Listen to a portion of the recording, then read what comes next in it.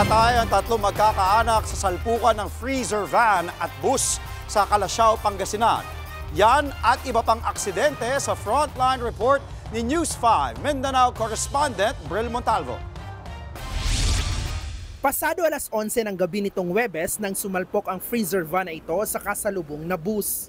Sa lakas ng impact, umatras pa ang van hanggang mapunta sa kabilang bahagi ng kalsada.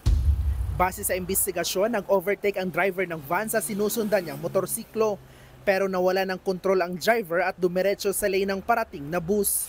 Dead on arrival sa ospital ang mag-asawang sakay ng van pati na ang 9 na taong gulang nilang anak. Ligtas naman bagamat sugatan ang 3 taong gulang na anak ng mag-asawa. Sugatan din ang driver ng bus at 7 niyang pasahero. Nagkausap na ang may-ari ng truck at kumpanya ng bus kaugnay ng insidente. Samantala, isa pang aksidente ang nangyari rin sa Calasiao alas 8 ng umaga ng parehong araw. Dead on the spot ang isang rider matapos magulungan ng kasalubong na truck sa barangay Buet.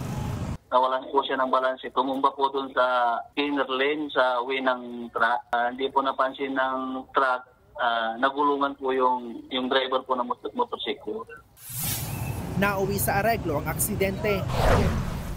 Pasado alas 5 naman ang umaga kanina nang mahulog sa gilid ng highway sa Hilongos, Leyte ang multicab na ito.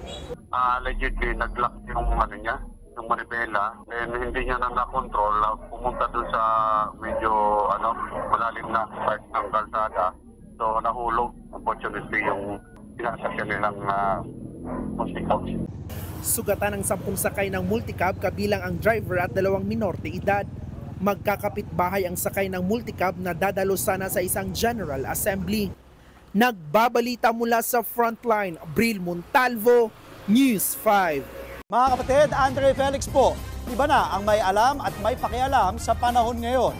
Para po sa tuloy-tuloy na balitaan sa Frontline kahit weekend, mag-follow at mag-subscribe na sa social media pages ng News 5.